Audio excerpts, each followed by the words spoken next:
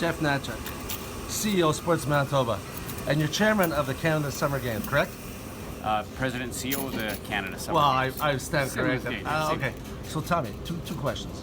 What was the most, what was the best thing that you got out of the Canada Games? Because you've been in sports all your life. Yeah. And what was Yeah. the best thing, what was the reward that you took home from that?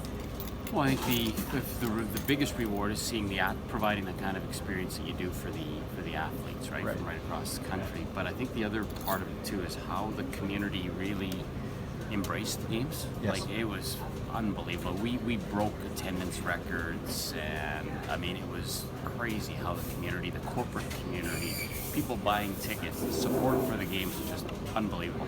And you know, we were.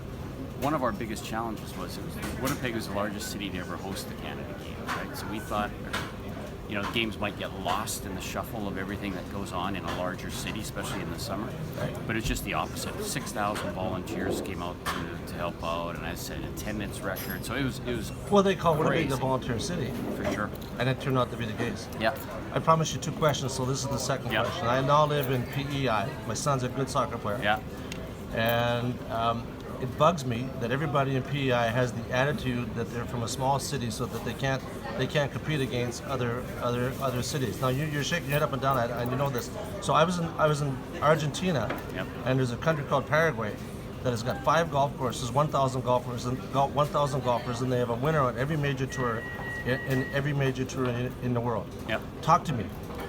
Tell me about small cities like provinces and how they can compete on a national level. There's no reason why they can't if the same resources are provided for the athletes or the participants in those countries, smaller countries or cities, that there are larger ones. And to that point, we've just developed one of the biggest legacies from the Canada Games is the Canada Games Sport for Life Center. And so we now have a training facility that is providing the exact same or even more resources for our young athletes here in Manitoba, so they can feel as prepared as any athlete in the country. So when they're lined up and they're racing or they're competing against kids from BC, Ontario, Quebec, Alberta, there's no reason why those Manitoba kids, they may not win all the time, but they should feel as prepared as any athlete in the country. And so similarly, PEI, Atlantic Canada, Nova Scotia, Exactly. New Brunswick, they have that same opportunity. They should.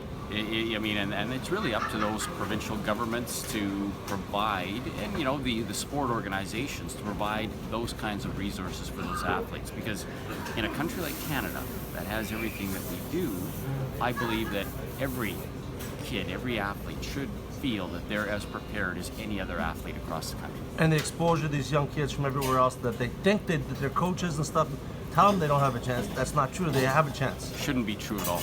Absolutely. Coaches that are telling their athletes that they don't have or they can't compete with other athletes across the country, I don't think that's correct at all. Jeff Hnatiuk, CEO of Sports Manitoba. Thank you so much. Thanks, You're Hnatiuk. welcome. Hash out!